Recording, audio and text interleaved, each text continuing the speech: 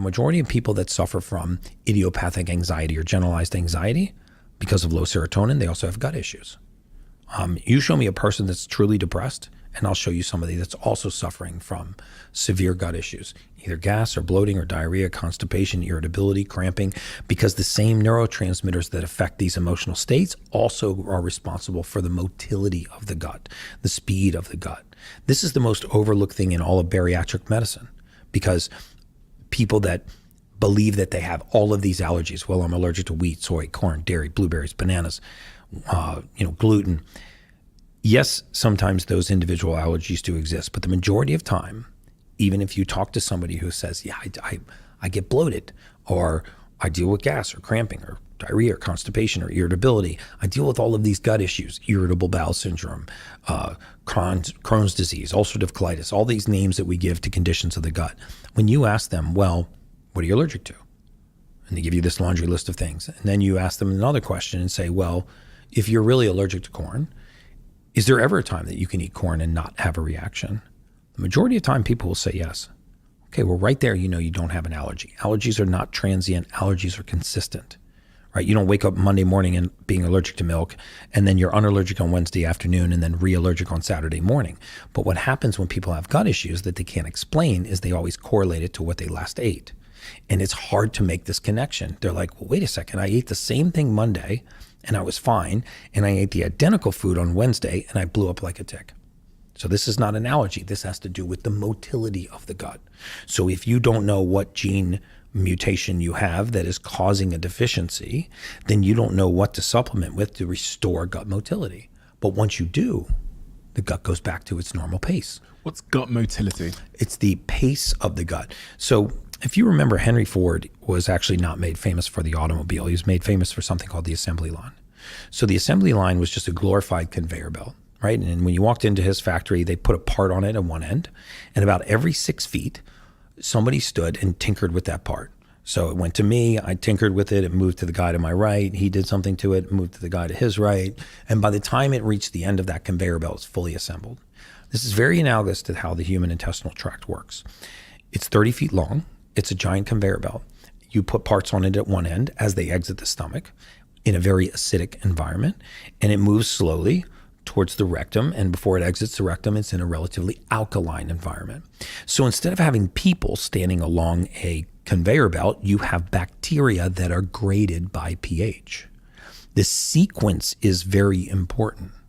So imagine what would happen if Henry Ford walked into his factory one day and doubled the speed of the conveyor belt. The entire assembly line would break down. Not because there's anything wrong with the parts, the contents, not because there's anything wrong with the people that are working there, the bacteria, but because you changed the speed. What if he went in there one day and reversed the conveyor belt? What if he just ran it in the opposite direction? It would screw the whole thing up, right? So by changing the pace of the gut, the speed of the gut, the conveyor belt, I've ruined this sequence of events. And I spend a lifetime trying to figure out what's wrong with the parts, what's wrong with the workers, what's wrong with the conveyor belt itself. Nothing. It's how quickly or slowly it's running, because the motility, this peristaltic activity, is affected. And once you supplement for this deficiency and you return that activity to normal, you find that all of a sudden these strange allergies eviscerate, and all of this gas and bloating and diarrhea and constipation and irritability and all of this inability to equate things that I'm eating back to what is going on in my gut seem to go away. It's true with all kinds of conditions. You know, we have subscribed in this world to the fact that we are so affected by disease and pathology. And once I get you to subscribe to the fact that you have a disease, and you can get you to subscribe to a lifetime of medication. Serotonin, for example, 90% of it resides in your gut. So if you don't have it here, you can't have it here. So depression rarely begins in the outside environment. It usually begins in the gut. Now, it may be trauma that led to the deficiency, but the fix is not in a chemical or synthetic or pharmaceutical blocking the brain's capacity to uptake these neurotransmitters. The fix is in restoring adequate levels to the body so it can naturopathically make its way back up the vagus nerve and arrive to the brain. Similar things are true with anxiety. I mean, if you actually have ever suffered from or know somebody who's suffered from anxiety, if you ask them 3 questions, you can find out very quickly that their anxiety is not coming from a cluster of symptoms. It's not coming from their outside environment. It is coming from within them. It's coming from their physiology, right? I mean, if you know someone who's suffering from anxiety and you say, well, have you had anxiety on and off throughout your lifetime? The most of the time they'll say yes. And then if you say, can you point to the specific trigger that causes it? Very often they'll say no.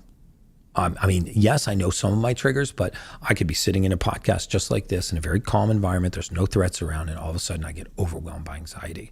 I can be driving home from work on an otherwise innocuous day, and I can be overwhelmed by anxiety. Well, that is not coming from your outside environment, right? This is coming from a process called methylation, and it is caused from excess catecholamines entering the brain and an inability to downregulate these.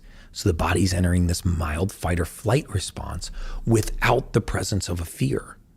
See, remember that as sophisticated as we like to think our brains are, it's really not. Our brain is very primal.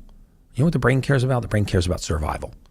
And so it doesn't care how fat or skinny you are, how pretty or ugly you are. It doesn't care about your skin, your hair. It cares about survival. And so when we understand that the brain does not know the difference between perception and reality, we start to understand how it can play tricks on us. So I always use the example that, let's say you drove home tonight and you got out of your car. When you got home, you got out of your car and somebody was standing in front of you with a knife. It's a very real threat, right? You'd have a fight or flight response. Your pupils would dilate, your heart rate would increase, your extremities would flood with blood, your hearing would get very acute, your brain would flood with catecholamines. You are getting ready to fight or flight.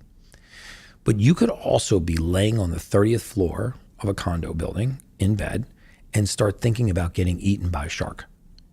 There is zero chance of a shark getting out of the ocean, going up a 30th floor elevator, right? Coming into your condo and biting you in that bed. But you can have the exact same response. If you're watching a movie or something. Exactly. So one is entirely real, one is entirely perceived. The physiologic response is identical.